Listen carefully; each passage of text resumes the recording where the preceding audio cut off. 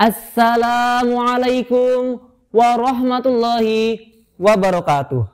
Alhamdulillahilladzi ja'ala jam'ana hadza jam'an marhuman bi anwangil 'addatil muhtalifah walidzalika aujaba 'alaina al-ukhuwah.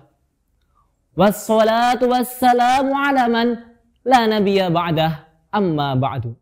Puja dan puji syukur kita panjatkan kehadirat Allah Subhanahu wa ta'ala. Tak lupa sholawat serta salam kita limpahkan kepada junjungan kita, baginda Nabi Agung, Nabi besar Muhammad sallallahu alaihi wasallam, yang telah membawa cahaya keislaman yang bisa menerangkan gelapnya cahaya kebodohan. Beliau menyebarkan Islam dengan penuh kasih sayang dan juga rahmat. Beliau tidak pandang bulu dari fakir miskin, orang kaya, ataupun orang yang lainnya. Dewan hadirin yang berbahagia, yang dimuliakan oleh Allah, beserta teman-teman sekalian yang dikasihi oleh Allah. Izinkan saya memperkenalkan diri. Saya Rizky Mustafa.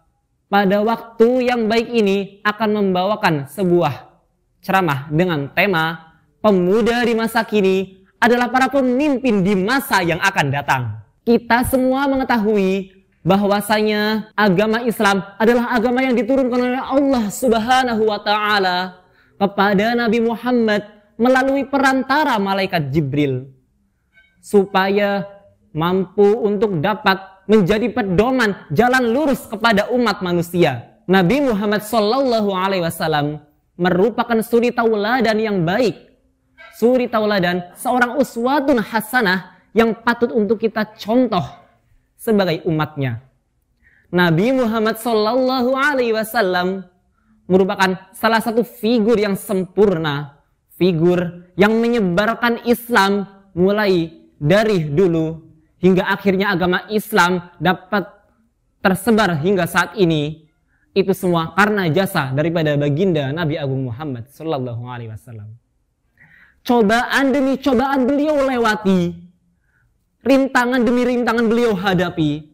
Itulah yang merupakan cobaan dan juga rintangan yang Allah berikan kepada Nabi Muhammad, supaya Nabi Muhammad menjadi kuat, yang nantinya beliau akan diberikan suatu tugas mengemban risalah kenabian di umur 40 tahun. Beliau adalah sosok yang patut untuk kita contoh. Maka teman-teman sekalian, di masa kini kita dapat mencontoh Nabi Muhammad SAW dalam caranya memimpin, caranya memberikan dakwah kepada umat, cara beliau berdagang, dan cara beliau dalam melakukan kegiatan dan juga aktivitas yang lainnya. Kita di masa sekarang ini dihadapkan dengan cara kepemimpinan yang di media-media diberitakan kepemimpinan yang tidak sesuai dan tidak semestinya, yang tidak berperi kemanusiaan. Tanah rakyat dimakan habis oleh pejabat. Korupsi-korupsi yang berada di negara sulit dan juga susah untuk dibendung. Bahkan komisi ataupun kementerian sekelas KPK pun tidak mampu untuk dapat memutus tali korupsi tersebut. Apakah ini yang dimaksud dengan pemimpin yang bijaksana, yang memiliki kearifan dan juga keadilan untuk rakyatnya? Padahal teman-teman sekalian, kita tahu bahwa kita diajari daripada Pancasila bahwasanya keadilan untuk seluruh rakyat Indonesia. Akan tetapi apakah di sini adil ketika seorang pemimpin yang harusnya mampu untuk mengayomi rakyatnya, mampu untuk menjadi suri tauladan yang baik, tidak mencontohkan dan juga mencerminkan apa yang telah berada di undang-undang, apa yang dia harus lakukan, dia tidak melakukannya sama sekali. Itu bukanlah contoh pemimpin yang baik, wahai teman-teman sekalian.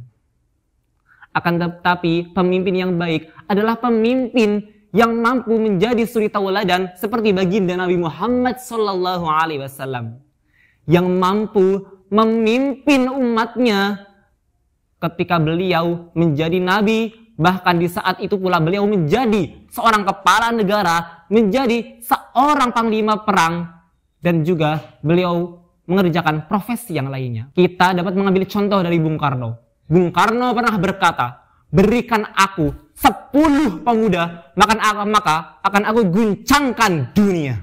Marilah kita terus-menerus berjuang dan juga belajar sebagai seorang pemuda yang nantinya akan dapat menyongsong pendidikan Indonesia supaya menjadi pendidikan yang lebih baik, dan juga supaya kita sebagai seorang pemuda nantinya mampu untuk mengemban tugas untuk dapat memajukan negara dan juga tanah air kita tercinta. Mungkin itulah dari saya, kurang lebihnya mohon maaf dari saya apabila ada perkataan ataupun tutur kata yang kurang berkenan di hati Anda sekalian. Wassalamualaikum warahmatullahi wabarakatuh.